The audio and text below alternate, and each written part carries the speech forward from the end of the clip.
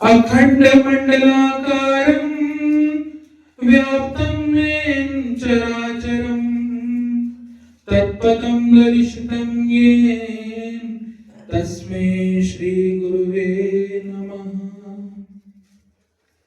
अपने अपने हृदय में श्री सद्गुरुदेव भगवान श्री युगल सरकार का ध्यान रखते हुए सभी ने बड़े उच्च स्वर में जयकारा लगाना है।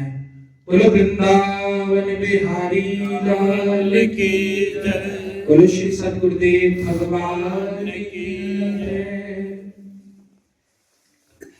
आज कितना सौभाग्यशाली दिन है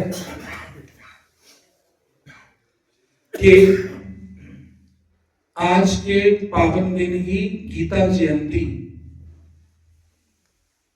आज इतना पावन दिन है कि आज पूरा भारतवर्ष गीता जयंती मना रहा है और आज ही के दिन एकादशी भी है। और हम कितने सौभाग्यशाली जीव हैं कि आज के दिन ही हमें सत्संग में बैठने का सुअवसर मिला है, संतों का संग करने का सुअवसर मिला है। कि रामचरितमानस में तुलसीदास जी महाराज कहते हैं कि एक घड़ी आधी घड़ी और आदि से बुनियाद और तुलसी संगत साध की कटे कोटि अपराध। तुलसीदास जी महाराज जी ने कितना सुंदर रामचरितमानस में लिखा है कि एक घड़ी आधी घड़ी, एक घड़ी कहते हैं 24 मिनट को, और उन्होंने इतना सुंदर लिख दिया कि एक घड़ी आधी घड़ी और आदि से बुनियाद। कहने का तात्पर्य ये है कि अगर सत्संग में थोड़ा समय भी बैठ गए, संत महापुरुषों के प्रवचन को सुन लिया और एक बात भी अगर हमारे जीवन में बैठ गई तो हमारे जन्मों जन्मों के पाप धुल जाते हैं, हमारा लोक भी संवर जाता है, हमारा परलोक भी संवर जाता है। तो विचार करने की बात यह है कि सत्संग में बैठ के करना क्या है। सत्संग में बैठ के अपने चित्त को, अपने मन को प्रभु चरणों के साथ जोड़ेंगे और संतों के प्रवचन को ध्यान से सुनेंगे, तभी सत्संग में बैठने का लाभ मिलेगा। ये जो मानुष चोला मिला है, इसका परम लक्ष्य क्या है? प्रभु की बंदगी करना। गुरबाणी में लिखा है कि भई प्राप्त मानुख देहुरिया और गोविंद मिलन की एहो तेरी बरिया, अवर काज तेरे कीते ना काम, मिल साध संगत भज केवल नाम। ये जो मानुष चोला मिला है ये सबसे सर्वश्रेष्ठ है। 84 लाख योनि आप सभी को पता होंगी, महापुरुष बताते हैं सत्संग प्रवचन में, उसमें सबसे सर्वश्रेष्ठ है ये मानुष चोला। इसका परम लक्ष्य क्या है? उस प्रभु की बंदगी करना। महापुरुष तो कहते हैं कि 24 घंटे में 10% कितना हुआ 24 घंटे का? 2 घंटा 40 मिनट। इतना प्रभु का भजन करना चाहिए। लेकिन अगर हम अपने अपने मन से पूछें इतना हम प्रभु का भजन करते हैं तो 15 मिनट भी हमारे लिए बड़ा मुश्किल है बैठना। हमारा जो मन है वो दुनियादारी में इधर उधर घूमता रहता है जब हम बैठते हैं भजन करने के लिए। तो सत्संग में महापुरुष हमें यही बार बार समझा रहे हैं कि ये जो मानुष टोला मिला है, और भजनों के माध्यम से भी यही समझाते हैं कि मानुष जन्म अनमोल रे, इसे मिट्टी में ना रोल रे, जो मिला है फिर ना मिलेगा, कभी नहीं कभी नहीं कभी नहीं। तो प्रवचन के माध्यम से भी और भजन के माध्यम से भी हमें महापुरुष, हमें संत जन यही समझाते हैं कि भजन कर ले प्राणी, तभी तेरा लोक बन जाएगा और परलोक भी संवर जाएगा। लेकिन हम जीव अगर अपने अपने मन से पूछें तो हम केवल दुनियादारी के काम में ही रुझे रहते हैं, भजन सिमरन में हमारा मन नहीं लगता। हरि सिमरन दा रखे आई केड़ा वेला, मनवा हरि सिमरन दा रखे आई केड़ा वेला, मनवा नाम जपण दा रखे आई केड़ा वेला, मनवा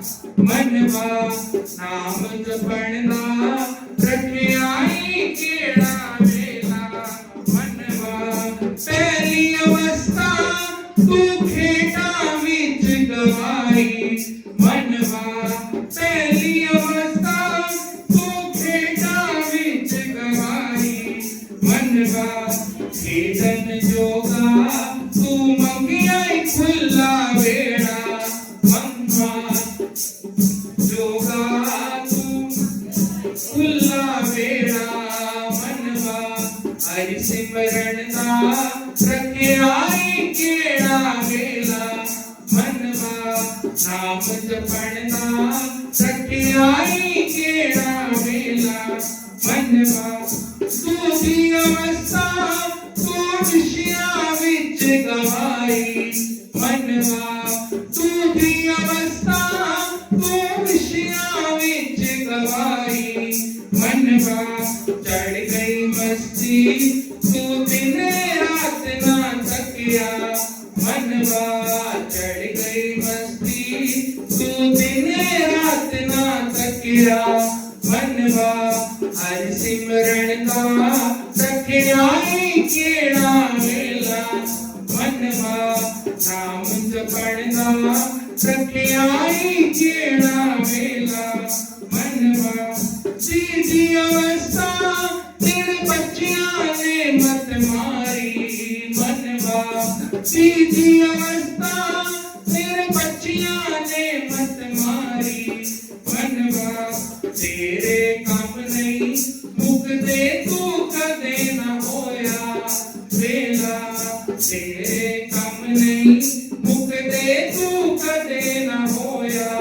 वेला हरि सिमरन दा रखियाई केड़ा वेला मनवा नाम जपण दा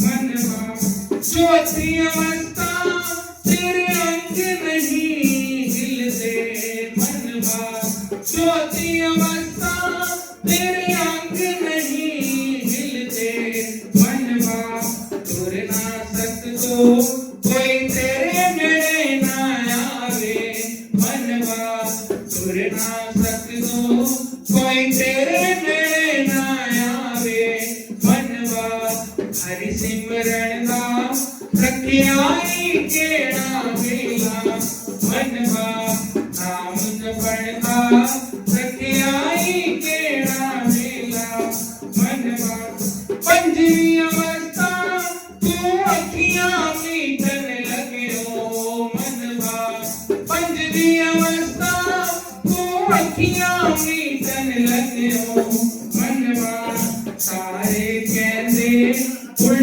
जग दे मुक्ता झमेला मनवा सारे कहते उड़ मुक गया जग दा झमेला मनवा हरि सिमरन दा रखियाई केड़ा वेला मनवा नाम जपण दा रखियाई केड़ा वेला मनवा हसदे हसदे तू जीती बाजी हारी मनवा हसदे हसदे तू जीती बाजी हारी मनवा सारे कहंदे उड़ उड़ गया पंछी अकेला मनवा सारे कहंदे उड़ उड़ गया पंछी अकेला मनवा हरि सिमरन दा रखियाई केड़ा वेला मनवा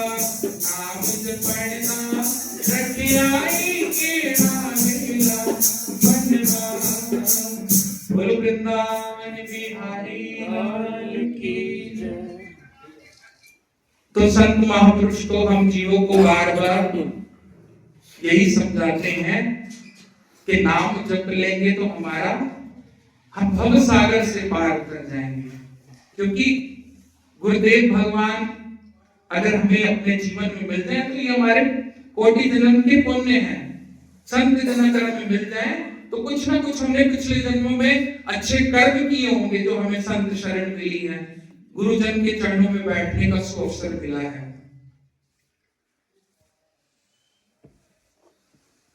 तो एक मुझे बहुत छोटा सा प्रसंग याद आ गया कि एक व्यक्ति एक संत के पास गया। उस व्यक्ति ने कहा कि मेरा जो मन है ना वो विचलित रहता है, भटकता रहता है, संतुष्टि नहीं है मेरे मन में। तो संत जन मुस्कुराकर उस व्यक्ति से कहते हैं कि बस तू सत्संग में जाया कर, मंदिर रोज जाया कर, तो परमात्मा का शुक्र किया कर। जब सुबह उठता है तो तब भी परमात्मा का शुक्र किया कर। जब भोजन ग्रहण करने लगता है तो पहला निवाला जब ग्रास मुख में लेता है तब भी परमात्मा का शुक्र किया कर। क्योंकि जो जीव परमात्मा का शुक्र करने लग जाते हैं ना, उनके मन में वास्तव में संतुष्टि आ जाती है। तो उन्होंने एक प्रसंग सुनाया उस व्यक्ति को कि एक राजा होता था। एक राजा था, उसके राज्य में एक बगीचा था। उस बगीचे में बड़े ही सुंदर सुंदर फूल थे, बड़े सुंदर सुंदर फूल थे, बड़े सुंदर सुंदर फल भी थे, मीठे मीठे फल। तो उस राजा ने उस बगीचे की रक्षा करने की, रखवाली करने के लिए एक माली भी नियुक्त किया हुआ था। तो माली क्या करता था कि नित्य प्रति रोज रोज जो मीठे मीठे फल होते थे वो राजा के पास लेकर भेंट करता था। तो रोज की तरीके नित्य प्रति जो उसका कार्य था कि राजा के पास मीठे मीठे फल जो लेकर जाता था। तो एक सुबह क्या हुआ कि माली के मन में आया कि आज इतने सारे फल फूल लगे हुए हैं, तो कौन सा फल लेके जाऊं राजा के लिए। संतरे भी हैं, नारियल भी लगा हुआ है, सेब भी है, अंगूर भी है। तो माली के मन में भाव आया कि आज मैं राजा के लिए अंगूर लेकर जाऊंगा। तो ऐसा ही हुआ, रोज की तरीके माली जो है वो अंगूर राजा के लिए लेकर जाता है। तो जैसे ही वो माली अंगूर राजा के लिए लेकर गया तो राजा ने पहले अंगूर का एक दाना खाया और जब दूसरा दाना उठाया तो वो माली के सिर पर मार दिया। तो वो माली कहता है शुक्र है परमात्मा, तेरा शुक्र है। इसी तरीके तीसरा अंगूर का दाना मुंह में खाया और चौथा दाना अंगूर का उठाया, फिर माली के सिर पर मार दिया। तो राजा बड़ा हैरान हुआ कि भाई एक मैं अंगूर का दाना खाता हूं और दूसरा जब माली के सिर पर मारता हूं तो इसको क्रोध नहीं आता। अच्छा, अगर हम जीव होते इस जगह पर तो क्या होता है, अगर हमें कोई अंगूर का दाना मार दे गुस्सा आ जाए, ये व्यक्ति का स्वभाव है। लेकिन वो माली जब भी अंगूर का दाना उसके सिर पर पड़ता था तो कहता था हे राजन, तेरा शुक्र है, तेरा शुक्र है। तो राजा बड़ा आश्चर्यचकित हुआ। तो राजा ने माली से पूछा कि जब मैं अंगूर तेरे सिर पर मारता हूं तो तुझे क्रोध नहीं आता, मुझे बड़ी हैरानगी है। तो माली हाथ जोड़कर उस कहता है राजा को, हे राजन, आज जब मैं बागीचे में गया तो तरह तरीके के फल लगे हुए थे। उसमें सेब भी था, उसमें संतरा भी था, अंगूर भी था, नारियल भी था। तो आज जब मैं आपके पास आया अंगूर लेकर और जब अंगूर का दाना मेरे सिर पर पड़ा तो मैं परमात्मा का शुक्र कर रहा था। तो राजा ने कहा ऐसा शुक्र करने वाली बात क्या है, इसमें विशेष बात क्या है। अगर तेरी जगह मैं भी होता तो मुझे क्रोध आ जाता। तो कहते हैं कि मैं परमात्मा का शुक्र कर रहा था। वो माली कहता है कि अच्छा हुआ कि आज मैं आपके लिए नारियल नहीं ले गया, क्योंकि अगर नारियल आप मेरे सिर पर फोड़ दे तो मेरा सिर फूट जाता। मैं उस परमात्मा का शुक्र कर रहा हूं कि आज उसने मुझे ये विचार दिया कि मैं आपके लिए अंगूर लेकर जाऊं।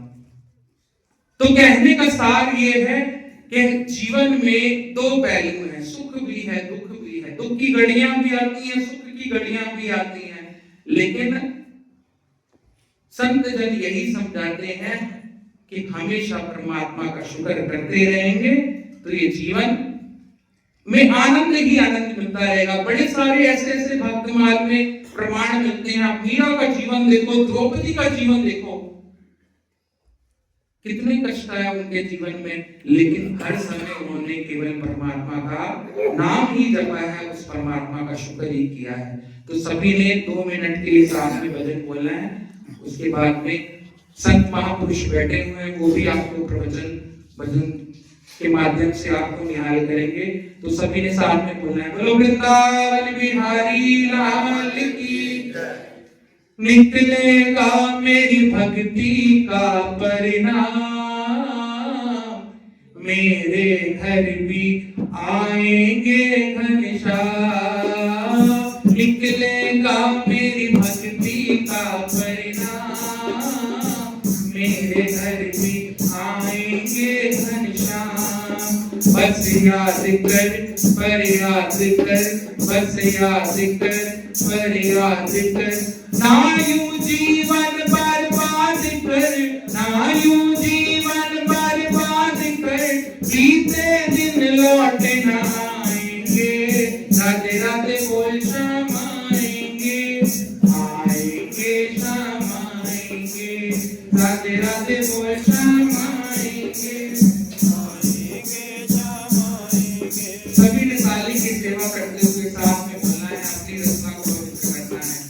राधे राधे बोल श्याम आएंगे, आएंगे श्याम आएंगे। राधे राधे बोल श्याम आएंगे, आएंगे श्याम आएंगे। निकलेगा मेरी भक्ति का परिणाम, मेरे घर भी आएंगे घनश्याम। निकलेगा मेरी भक्ति का परिणाम, मेरे घर भी आएंगे घनश्याम।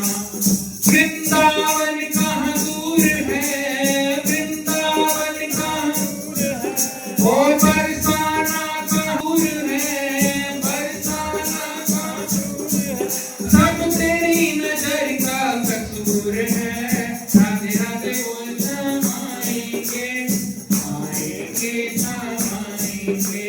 राधे राधे बोल श्याम आएंगे, आएंगे श्याम आएंगे। लाख में किसी एक को सुनते हैं, अंदर की आवाज को सुनते हैं। लाखों में किसी एक को सुनते हैं, अंदर की आवाज को सुनते हैं। सब जान ले पहचान ले, सब जान ले पहचान ले। एक बार तू अपना मान ले, एक बार तू अपना मान ले, फिर आकर गले लगाएंगे।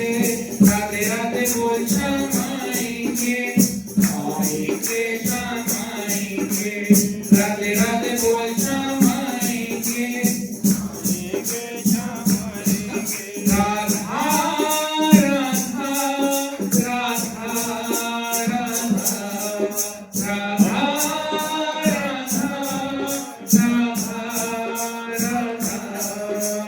राधे राधे बोल श्याम आएंगे, आएंगे श्याम आएंगे। राधे राधे बोल श्याम आएंगे, आएंगे श्याम आएंगे। प्रेम के आंसू जिनके बहते हैं, उनके तो हरि अंग संग रहते हैं। प्रेम के आंसू जिनके बहते हैं, उनके तो हरि अंग संग रहते हैं। ओ प्रेम के आंसू जिनके बहते हैं, तो हरि अंग संग रहते हैं। मैं भी प्यासी हूँ, हरि दासी हूँ, मैं भी प्यासी हूँ, हरि दासी हूँ। राधा जी की खास खासी हूँ, राधा जी की खास खासी हूँ, फिर आकर गले लगाएंगे। राधे राधे बोल श्याम आएंगे, आएंगे श्याम आएंगे। राधे राधे बोल श्याम आएंगे, आएंगे श्याम आएंगे। राधे राधे बोल श्याम आएंगे, आएंगे श्याम आएंगे।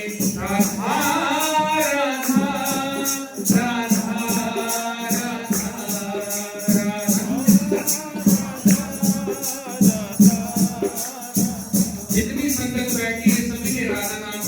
उच्चारण करता है, क्योंकि तुलसीदास जी महाराज जी कहते हैं कि कलयुग केवल नाम आधारा और सिमर सिमर नर उतर ही पारा। इस कलयुग में सबसे प्रधान क्या है? प्रभु नाम सिमरन करना। तो सभी ने अपनी रचना को पवित्र करते हुए राधा नाम का उच्चारण करना है। राधा राधा राधा राधा राधा राधा राधा राधे राधे बोल श्यामाएंगे आएंगे श्यामाएंगे राधे राधे बोल श्यामाएंगे आएंगे श्यामाएंगे। वृंदावन कहाँ दूर है, ओ बरसाना कहाँ दूर है, सब तेरी नजर का कसूर है। राधे राधे बोल श्यामाएंगे आएंगे श्यामाएंगे राधे राधे बोल श्यामाएंगे आएंगे श्यामाएंगे आएंगे श्यामाएंगे आएंगे श्यामाएंगे। बोलो वृंदावन बिहारी लाल की जय।